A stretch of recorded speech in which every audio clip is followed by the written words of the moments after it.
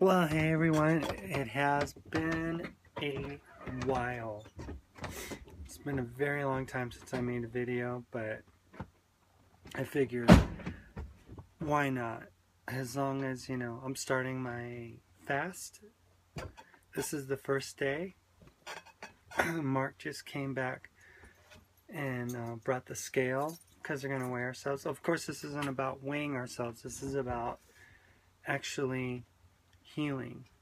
Spiritually healing, physically healing, emotionally healing, just any kind of numbers of healings, right? Yes, just breaking through a lot of the blockages that we as humans create during our lifetimes and events throughout our lives, starting from childhood, that we couldn't resolve, and we literally got stuck in those areas, and we continue to carry that pain, that blockage throughout life. So fasting helps heal those deep wounds and allows us to look within, because you're not thinking about food, you're not thinking about other things, and your body's just going within.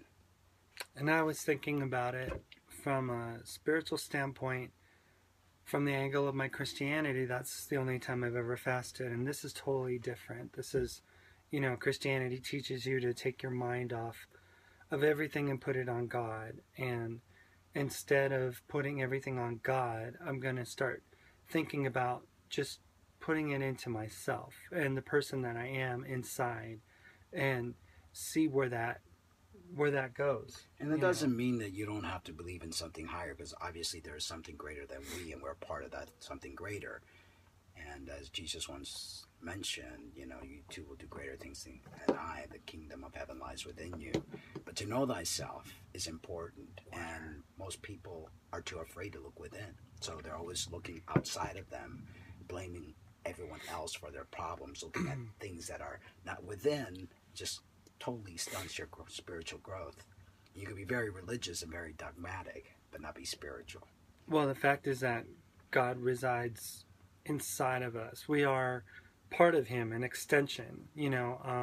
Growing up, I heard that we were understanding that we are His hands and His feet to this world, and to just kind of make that even a bigger thing is to say that every part of us is part of Him, is part of the person next door. We're all connected, interconnected, as our DNA is, so our is our entire humanity. Like the song says, what if God was one of us, just a stranger on a bus? We're taught to look up in the sky for God, and what if God is us? What if and the God... funny thing is that there's a story in the Bible that talks about Jesus talking to the people in a parable, and they asked him, Lord, when have we seen you sick and in need and in blah blah blah blah blah? And then he said, when you've done it to the least of these, you've done it to me. So that kind of speaks a ton of words right there, because he was trying to tell us, give us the message that we are capable of doing the things that he did. Exactly. And that we are like him. And when we judge other people, as Christians judge us and judge everyone from the LGBT community or everyone that are not like them, we're judging God. And how dare we judge God?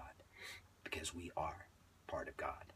And God's has different expressions, and hence all the different people in the world. Is this the scale, huh? Yeah, that's the scale. Cool. This is not just a scale. This is a Tanita body fat analyzer and scale. Yeah. And I guess you have to go sit on this in the sunlight, barefoot, with your hands up in the air at 10 minutes after sunrise, to make sure you get it accurate. The best time to actually weigh yourself is first thing in the morning at the same time, and you do it barefoot, and this will give you a fat percentage, because your body composition totally changes all the time. And when you lose weight, when you lose weight, you don't want to lose muscle. That's the least thing that you want to do, because muscle it's okay. It is what it is. You're taller. You are taller than me. I have no problems with that. So you don't want to lose muscle, because muscle is your metabolism. That's the engine in your car. If your engine in your car becomes smaller, then you're not going to burn as much fat. And the key is to keep up as much muscle as you can, especially as you age, so that your body's burning fat constantly and staying healthy. So it's not about cardio fitness necessarily as much. It's a combination. Yeah, it's a combination. Because, I mean, that's what a lot of people preach is like, get out there, go walking, you know, whatever. And they ignore the fact that people need to build muscle in order to keep their metabolism and to protect their bones, because as we age, we lose muscle very rapidly, and that causes a lot of problems. After the age of 30, it's pretty much downhill. So I'm 45. And I'm 50, so there you go. Anyway, guys, we're going to be bringing a lot of different videos on proper fitness and just empowering our human family to grow. Because I believe that that is the reason we've been put here on this earth. It goes beyond the glitz and the glamours that we think in collecting trinkets in life. There's a major awakening taking place and major changes in the world, and we need to tap into that and grow as spirit beings. So that's kind of one of the biggest reasons that we're fasting, is that it's pretty much kind of the next step in a journey to healing. You know, exactly. I mean, for me, I know that I need it, and I'm looking forward to documenting more about the changes and the things that I sense and things that I'm feeling, the things that happen to my body.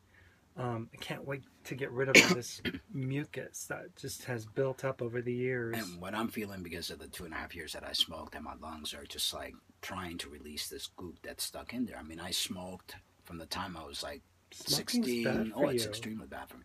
From the time I was 16, and then I quit back in 1996, and I started again in 2012.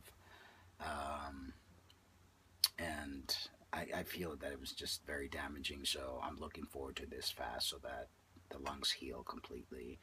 And we're probably going to be fasting once a month. Maybe not for 7 days, but making it a lifestyle is definitely going to be a better thing than just to do it one time, you know, or to like think that you can only do it like in special times. Making fasting a lifestyle is more.